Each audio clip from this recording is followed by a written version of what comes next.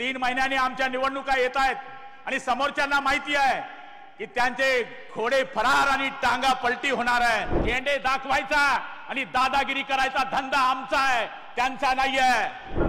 आम्ही तुमची काळजी घेतली आहे। तुमचा गुलाबी कलर या ठिकाणी आम्ही समोर बसवला आहे की जो तुम्हाला खूप आवडतो आणि तो गुलाबी कलर गुलाबरावांनीच बसवला आहे।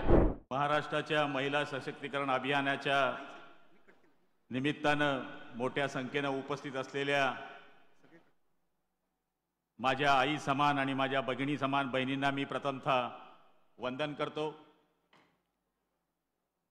असं म्हणतात की हाती बांधायला राखी अहो बहीण हवी एक, हाती बांधायला राखी अहो बहीण हवी एक, बहिणीच्या नात्यासाठी प्रत्येक घरात वाचायला हवी एक लेख।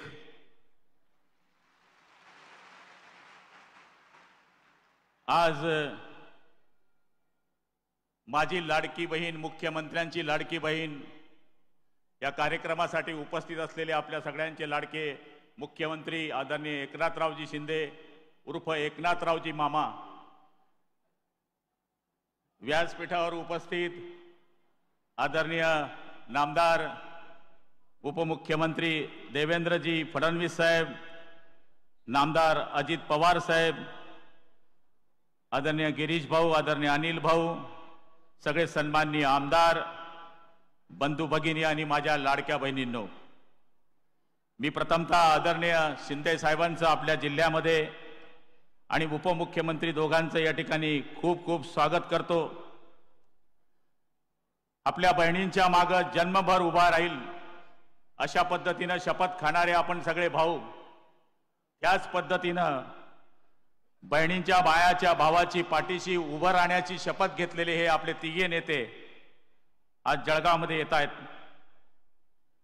आज आपल्याला सांगायला अभिमान वाटेल की जळगाव जिल्ह्यामध्ये साहेब आम्ही 5,20,000 अर्ज या ठिकाणी भरलेले आहे आणि सगळ्यांचा विचार केला तर महिन्याला 78 कोटी आणि वर्षाला 940 कोटी रुपये हे जळगाव जिल्ह्यामध्ये या ठिकाणी लाडक्या बहिणींना मिळणार आहे।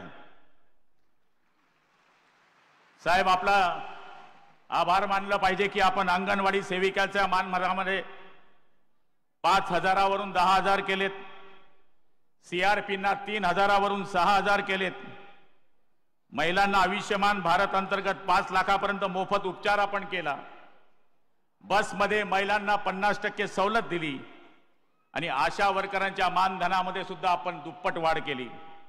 आपला भाऊ, आपला मुलगा समजून आपण आशीर्वाद जनतेचा घेतला। लाडक्या बहिणींसाठी, घटकांसाठी आपण राबवलेल्या योजना या ठिकाणी सगळ्यांच्या लक्षात राहणार आहे।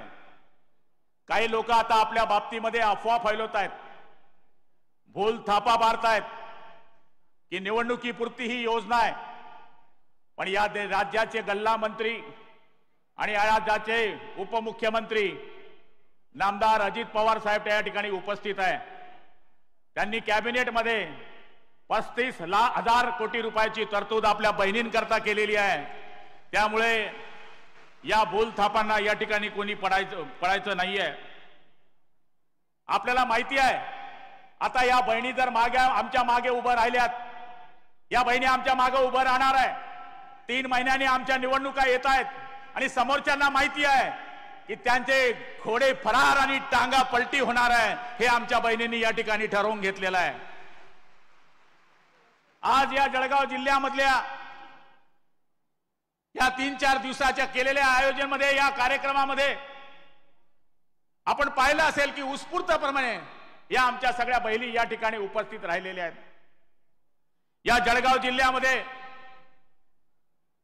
आपण सगळ्यांना जी योजना महाराष्ट्रामध्ये दिल्या, सगळ्यात जास्त महाराष्ट्रामध्ये योजना जर या 2.5 वर्षामध्ये दिल्या गेल्या असतील तर त्या महिलांकरता दिल्या गेल्या। मग महिलांना अर्ध तिकीट असेल, जन्माला आली मुलगी तिच्या पहिल्या वर्षाला 5,000 रुपये, तर ती 18 वर्षाची होईपर्यंत 1,01,000 तिच्या अकाउंटवर जाणं असेल। त्याचप्रमाणे मुलगी जन्माला आल्यानंतर तिला शिक्षणाला आपल्याला टेन्शन असतं, तर तिचं शिक्षण मोफत असेल। आणि त्याचबरोबर माझ्या लाडक्या बहिणीला 1,500 रुपये महिने असतील। हे सगळ्या योजना आमच्या या मुख्यमंत्री आणि उपमुख्यमंत्र्यांनी दिलेल्या आहेत। आज जळगाव जिल्ह्यामध्ये आपण आलेत म्हणून या जिल्ह्याचा पालकमंत्री या नात्यानं 2-3 मागण्या मी आपल्या समोर मागून माझं भाषण संपवणार आहे। काही बातम्या आदरणीय देवेंद्र भाऊ नार पारच्या बाबतीमध्ये या ठिकाणी फैलवल्या जात आहेत की नार पार योजना घुसाळली गेली। काही 30-35 तोडके आता इथे बाजूला उभे होते, ते झेंडे घेऊन आले पण झेंडे घेऊन वापस गेले। सांगायचा अर्थ असं, झेंडे दाखवायचा आणि दादागिरी करायचा धंदा आमचा आहे, त्यांचा नाही आहे। त्यामुळे नार पारच्या बाबतीमध्ये 17,000 हेक्टर जमीन आमची सिंचनाखाली येणार आहे, तर त्या बाबतीमध्ये आपण आमच्या जनतेला खुलासा करावा। चोपडा आणि यावल तालुक्यामध्ये आदरणीय आमदार लताताई सोनवणे आणि आमच्या सगळ्यांच्या पाठपुराव्यामुळे आपण 500 कोटी रुपये सिंचनाकरता दिले, त्याबद्दल मी आपले सुद्धा आभार मानतो। विधानसभेच्या वेळी आम्ही मागणी केली होती केळी महामंडळ व्हावं, त्याच्याकरता तुम्ही आम्हाला 50 कोटी रुपयाची तरतूद करून दिली, त्याबद्दल सुद्धा मी आपले आभार मानतो। बहिणाबाईंच्या आणि बालकवी ठोंबरेंच्या स्मारकाला आपण मंजुरी दिली, त्याबद्दल सुद्धा मी आपले आभार मानतो। एरंडोल MIDC असेल, मुक्ताईनगर MIDC असेल, शेतकऱ्यांना मोफत वीज योजना असेल, या सगळ्या योजना आपण आमच्या जिल्ह्याकरता सुद्धा दिल्या, त्याबद्दल माननीय मुख्यमंत्र्यांचे आणि उपमुख्यमंत्र्यांचे मी खूप खूप आभार मानतो। वेळ भरपूर झालेला आहे, 12 वाजेपासून महिला या ठिकाणी आलेल्या आहेत आणि 12 वाजेपासून महिला आलेल्या असून सुद्धा एकही महिला इथून जायला तयार नाही आहे।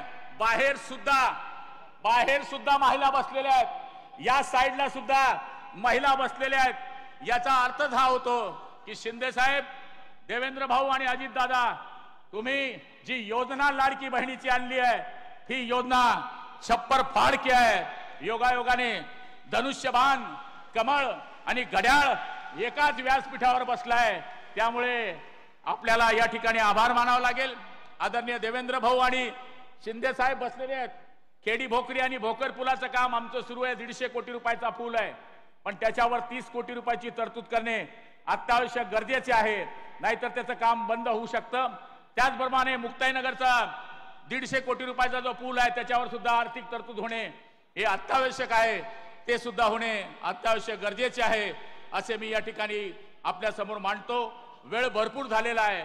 पालकमंत्री या नात्यानं आदरणीय जिल्हाधिकारी असतील, आदरणीय CO साहेब असतील, त्याचप्रमाणे आदरणीय आमचे PWDचे सगळे अधिकारी असतील आणि मुंबईहून आलेली आदरणीय शिंदे साहेब आणि त्यांची सगळी टीम असेल, यांच्या मेहनतीमुळे आज हा कार्यक्रम मोठ्या उत्साहामध्ये या ठिकाणी साजरा होतोय।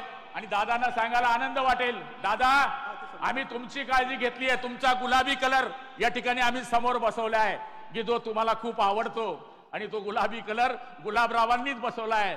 त्यामुळे 100% पुढच्या काळामध्ये आपलं भलं झाल्याशिवाय राहणार नाही, असं या ठिकाणी वाटतं। आपण सगळेजण आपण या ठिकाणी आलात, त्याबद्दल मी आपल्या सगळ्यांचे आभार मानून माझे 2 शब्द संपवतो। जय हिंद, जय महाराष्ट्र।